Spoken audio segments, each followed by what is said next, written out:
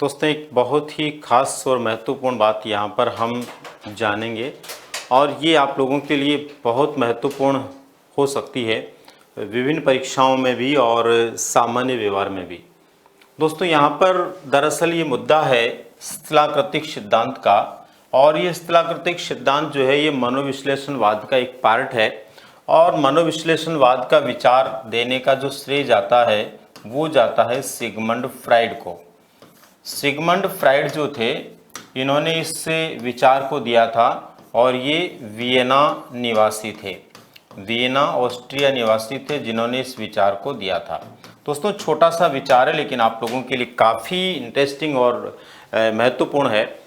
दोस्तों बात यह है कि स्थलाकृतिक सिद्धांत में इन्होंने हमारा जो मन होता है उसकी संरचना के बारे में बताया है कि हमारी मन की जो संरचना होती है वो किस प्रकार की होती है।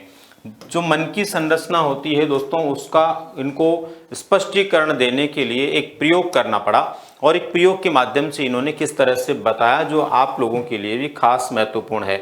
इन्होंने जो है एक बर्तन में पानी रख करके उसमें एक बर्फ का टुकड़ा डाला, और बर्फ का टुकड़ा डालने के बाद में उस बर्फ के और पानी के बीच में जो क्रिया प्रतिक्रिया हुई, जो व्यवहार प्रकट हुआ, उसके आधार पर इन्होंने बताया कि जब पानी के बर्तन में बर्फ को डाला गया तो बर्फ का अधिकतर जो भाग है, ये एक बड़ा भाग ये तो पानी में डूब गया और एक छोटा भाग पानी के बाहर तैरता हुआ नजर आया, तथा एक ऐसा हिस्सा ये भाग था जो कभी पानी में डूब जाता है और कभी पानी से बाहर आ जाता है। इस तरह का विचार इन्होंने दिया, यानी बर्फ का पानी के बाहर का भाग, मध्य का भाग जो कभी पानी के अंदर कभी बाहर होता है, और बर्फ का पानी में डूबा हुआ भाग। इस तरह से तीन भागों में इन्होंने इसको बताया। और फिर उसके बाद में इन्होंने कहा दोस्तों कि जिस प्रकार से बर्फ के टुकड़े का अधिकतर भाग पानी में डूबा रहता है और बहुत कम भाग बाहर रहता है, ठीक उसी प्रकार से हमारे मन की संरचना होती है। और इसके तीन अलग अलग स्वरूप हैं, चेतन मन, पूर्व चेतन या अर्ध चेतन मन और अचेतन मन, यानी कि कॉन्शियस माइंड, प्री या सबकॉन्शियस माइंड, अनकॉन्शियस माइंड। ये तीन भाग इन्होंने बताए।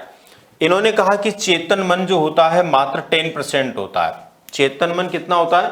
केवल 10% होता है। अचेतन मन कितना होता है? 90% होता है। और ये पूर्व चेतन या अर्ध चेतन जो है, ये अचेतन में भी आप इसको गिने तो भी और चेतन में भी गिने तो भी ये बहुत नगण्य होता है, क्योंकि पल पल के अंदर, पानी के अंदर और बाहर जैसे बर्फ आती है वैसे ये भी नगण्य प्रकार का क्षेत्र है। दोस्तों ये सब क्या है, इनको कैसे इन्होंने बताया कि चेतन मन जो होता है यानी कि कॉन्शियस माइंड जो होता है, ये हमारी जागृत स्थिति है जो हमारे मस्तिष्क में वर्तमान में चल रहा है। जो भी वर्तमान में चल रहा है, जैसे अभी हम बातचीत कर रहे हैं, आप मुझे सुन रहे हैं, आप मुझे देख रहे हैं, तो ये वर्तमान में आपके मस्तिष्क में चल रहा है दोस्तों, ये क्या चेतन स्थिति है। उसके बाद अर्धचेतन क्या है दोस्तों? जो कुछ समय पहले हमारे मस्तिष्क में था, यानी थोड़ी देर पहले तो हमें ध्यान था, थोड़ी देर पहले तो हमें स्मरण था, हमारे एकदम प्रत्यक्ष मस्तिष्क में था, लेकिन वर्तमान समय में उसको हम क्या हो चुके हैं? भूल चुके हैं।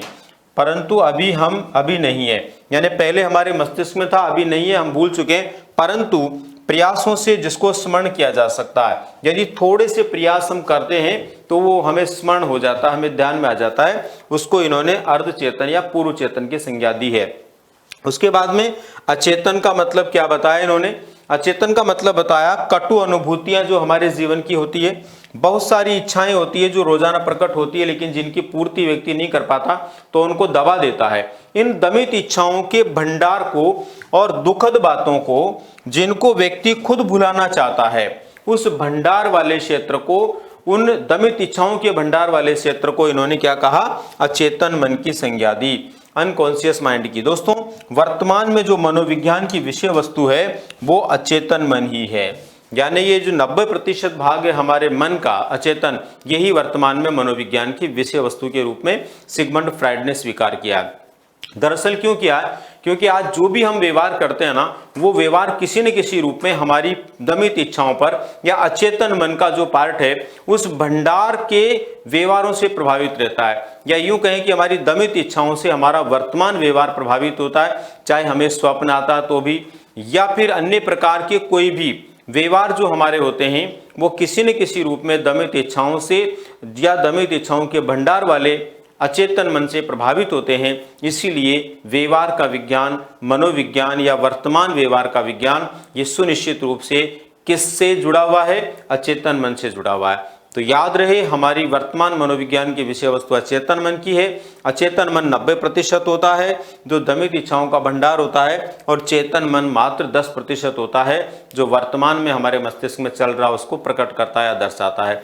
जीवन में ध्यान रखिए, सिगमंड फ्राइड के द्वारा दिए गए इस विचार में से कुछ भी आपको अगर पूछा जाता तो इस सामान्य सी जानकारी यदि आपको है तो सुनिश्चित रूप से आप उस प्रश्न का जवाब दे पाएंगे। और वैसे भी आप लोगों को इस सामान्य जानकारी में ये बात स्पष्ट हो गई होगी कि किस तरह से हमारे मन की संरचना होती है, जो कि स्थलाकृतिक सिद्धांत में या यूं कहें टॉपोग्राफिकल थ्योरी के अंदर सिगमंड फ्राइड के द्वारा दी गई है।